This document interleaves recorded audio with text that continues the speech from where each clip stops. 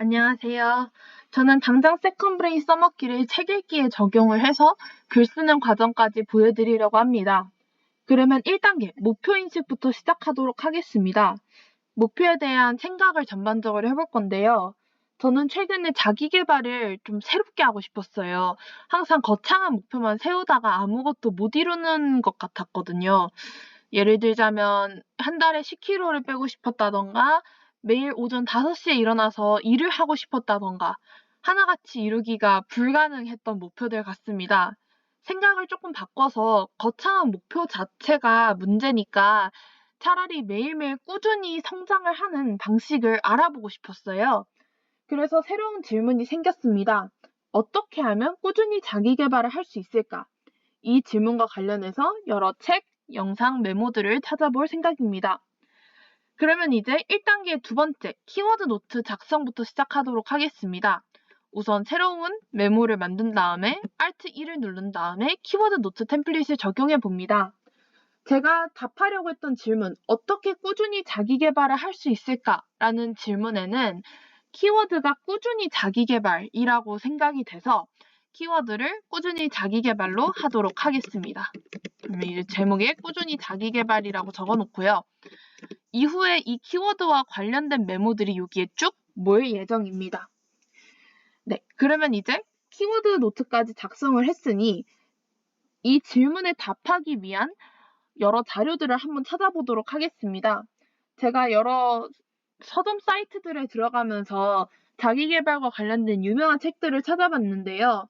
아주 작은 습관의 힘, 그릿, 그리고 1의 99%는 피드백이다 라는 세 권을 읽어보기로 했습니다.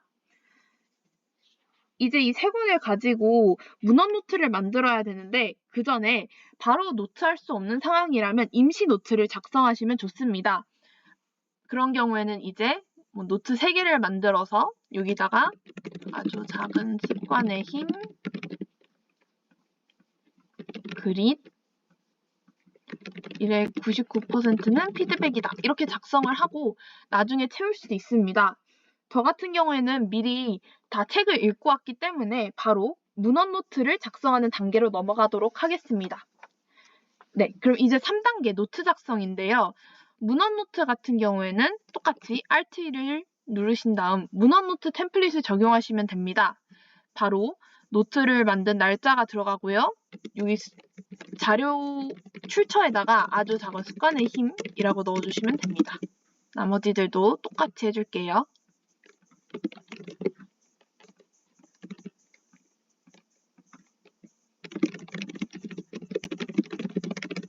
그리고 키워드는 저희가 맨 처음에 이 자료들을 읽은 키워드, 즉 꾸준히 자기 개발을 연결해 주도록 하겠습니다.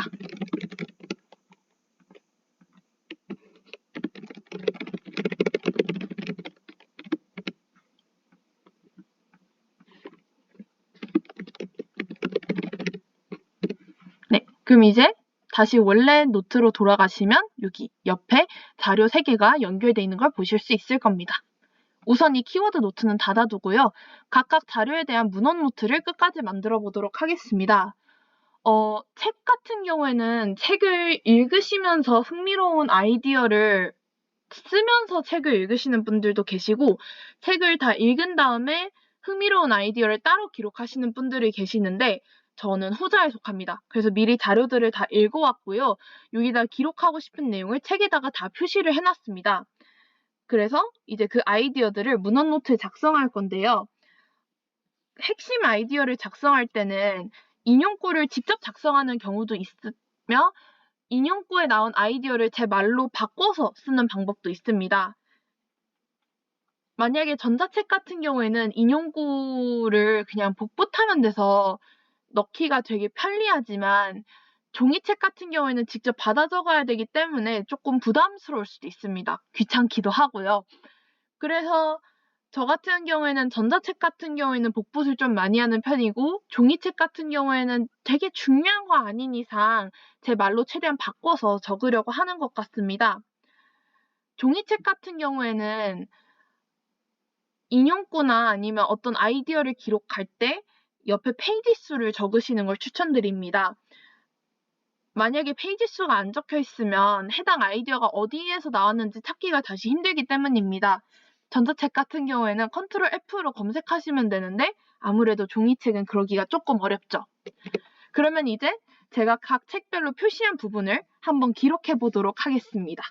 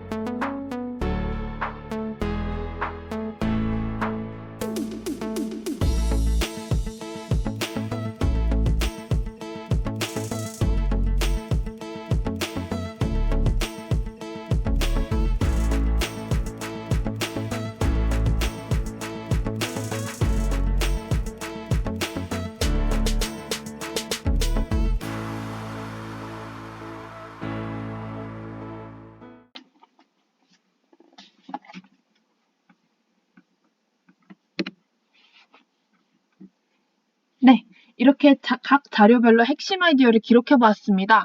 여기 보이시는 것처럼 직접 자료를 인용한 경우도 있고요. 자료에 나온 아이디어를 제 말로 바꿔서 쓴 경우도 있습니다. 지금 핵심 아이디어가 몇 개 안 된다고 생각하시는 분도 계실 수가 있는데 그것은 저희가 꾸준히 자기 개발, 제가 맨 처음에 설정했던 질문이나 키워드의 관점에서 이 책을 보다 보니 되게 조그만 몇 개 아이디어들만 가지고 오게 되었습니다. 각 자료들별로 흥미로운 아이디어들이 되게 많으니 계속 문헌 노트를 작성을 하시면서 더 많은 핵심 아이디어들을 가져오실 수도 있고 혹은 이후에 새로운 문헌 노트를 만드실 수도 있을 겁니다. 네, 그러면 이제 다음 단계로 넘어가 보도록 하겠습니다. 다음 단계는 이제 문헌 노트를 작성하였으니 연구 노트를 작성해야 됩니다. 연구 노트를 작성할 때는 각 핵심 아이디어별로 우선 제 생각을 기록을 바로 옆에 합니다. 저 같은 경우에는 이 핵심 아이디어를 다 적고 나서 바로 제 생각을 기록하는 걸 좋아해요. 그때그때 떠올랐던 그 작은 생각들 되게 놓치기가 쉬운데 빨리빨리 기록을 하면 오히려 더 까먹질 않더라고요. 예를 들자면 요 아주 작은 습관의 힘 같은 경우에는 네, 요 가운데 인형을 봤었을 때 제가 어떤 질문이 생겼냐면요. 왜 사람은 시간과 장소를 부여해야 구체적인 어떤 행동을 할 수 있는가라는 질문이 생겼습니다. 그래서 그 질문을 옆에 한번 적어보도록 하겠습니다. 왜 사람은 시간과 공간을 설정해야 행동할까?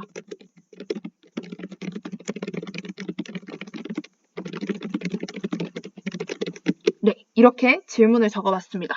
그 다음에 그릭 같은 경우에는 여기서 어떤 단점들을 저희가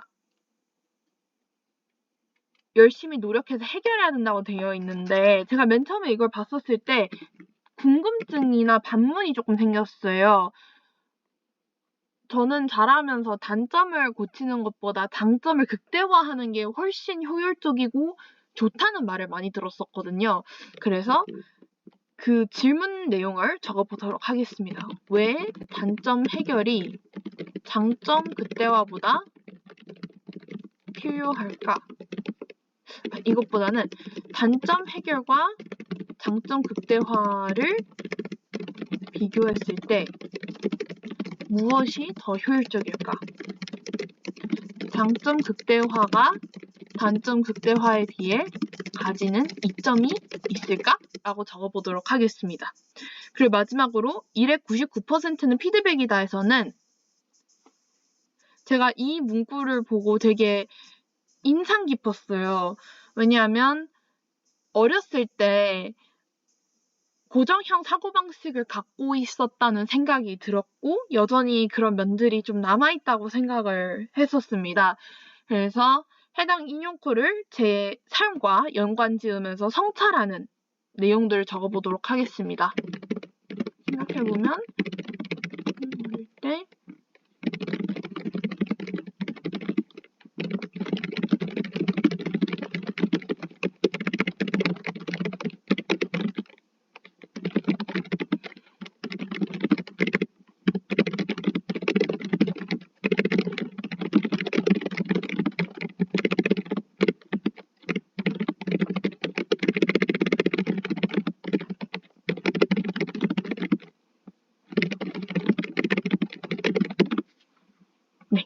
그러면 이런 여러 생각들을 기록을 했었을 때 모든 생각들을 다 연구보관용 노트로 만드실 필요는 없어요. 이 중에서 제일 관심 있는 것들만 연구보관용 노트로 만드시면 되는데 저는 여기서 이 세 개가 다 기록을 하고 싶은 것들이기 때문에 제가 이 세 개 다 모두 연구보관용 노트로 만들어 보도록 하겠습니다. 연구 노트로 만드는 방법은 이렇게 연구 노트로 만드실 부분을 드래그를 하시고 컨트롤 쉬프트 M을 누르시면 이렇게 새로운 파일을 생성하실 수가 있는데요. 만약에 있는 파일 중에서 선택을 하시면 파일 두 개를 융합하시고 만약에 새로운 제목을 넣으시면 새로운 제목을 가진 노트를 만들게 됩니다. 새로운 제목의 노트를 만드실 때는 가급적이면 해당 아이디어나 생각을 요약한 제목이 들어가면 좋아요. 그래야 나중에 메모를 찾기가 쉽기 때문에 예를 들자면 이거를 봤었을 때는 어떻게 요약을 할 수가 있을까요? 이렇게 요약을 할 수 있을 것 같습니다. 컨트롤 쉬프트 M을 누르고 시공간을 구체적으로 정해야 행동할 수 있다로 하겠습니다. 그러면 이렇게 새로운 파일이 생성이 되었죠. 옆에. 해당 메모로 가신 다음에 다시 Alt E를 하셔서 연구 보관용 템플릿을 적용합니다. 키워드에는 여전히 꾸준히 자기 개발을 넣어주시고요. 그러면 이제 제가 페이지 수를 안 갖고 왔군요. 페이지 수까지 가져오도록 하겠습니다.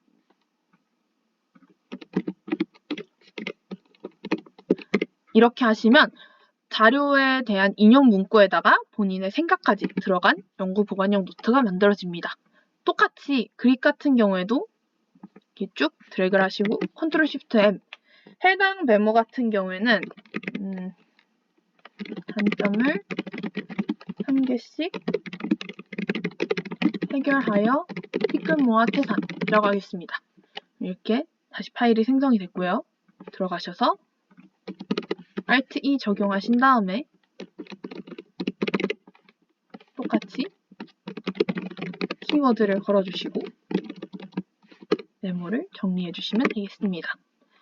마지막 문헌 노트도 똑같이 하도록 할게요.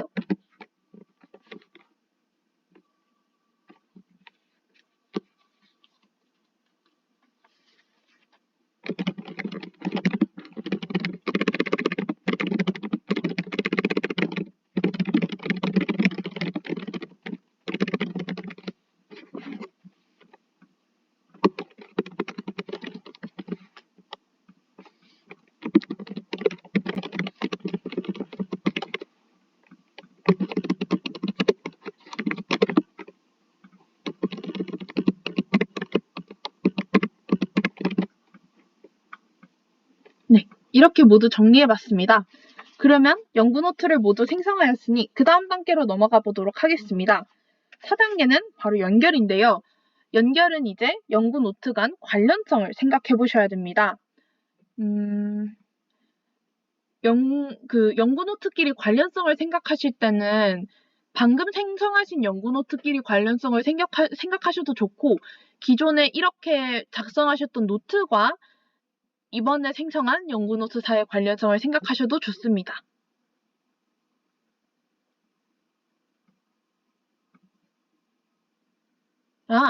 이 생각을 보니까 제가 이전에 한국 교육에 관한 글이 있었는데요.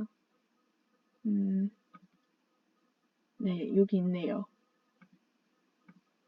제가 이 동아일보 기사를 읽었었는데 여기서 한국 학생들은 답을 맞추는 거에 대한 훈련이 많이 되어 있다고 적혀 있었는데 이것이 고정형 사고방식이랑 되게 유사하다는 생각이 드네요.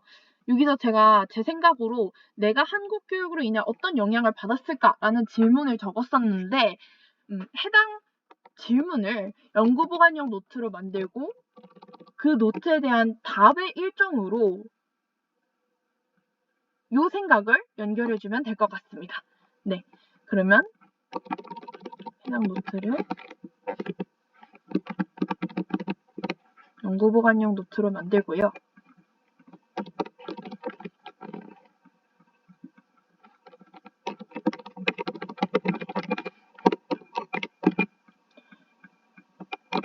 해당 질문에 대한 답으로 가능한 것이 해당 노트일 것 같습니다.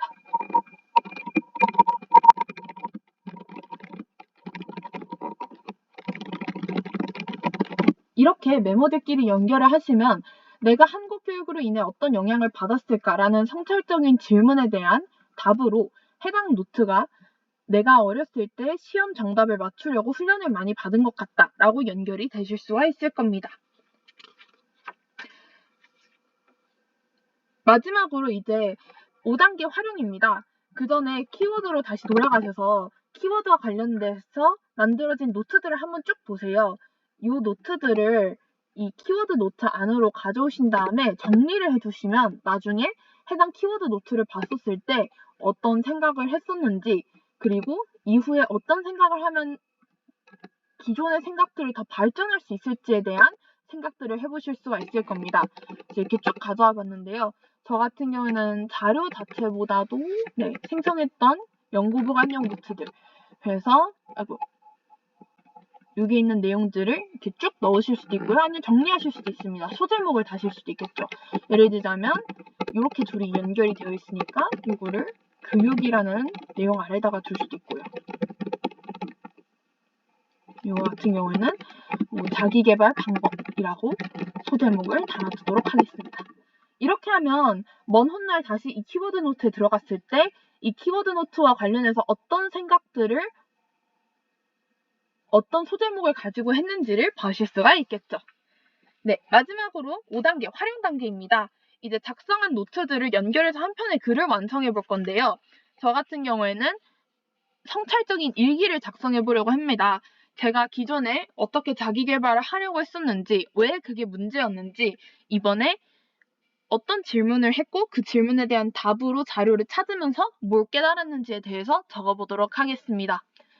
글을 작성할 때는요, 저 같은 경우에는 우선 새로운 메모를 형성한 다음에 해당 메모와 관련된 메모들을 다 이렇게 드래그해 넣습니다.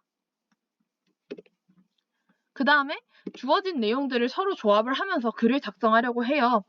작성하신 노트들은 다 노트 폴더에 넣으시면 나중에 노트 폴더를 여실 때 다시 보실 수가 있을 겁니다. 네, 그럼 이제 본격적으로 일기를 한번 작성해 보도록 할게요.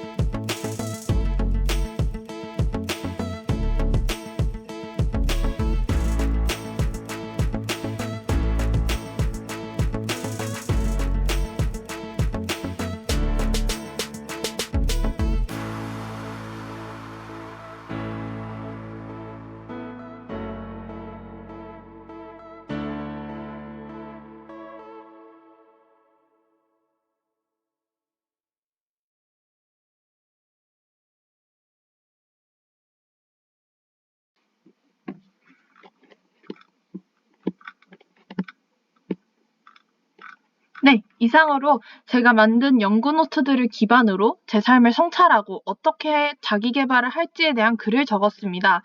제목은 꾸준히 성장일기로 할게요.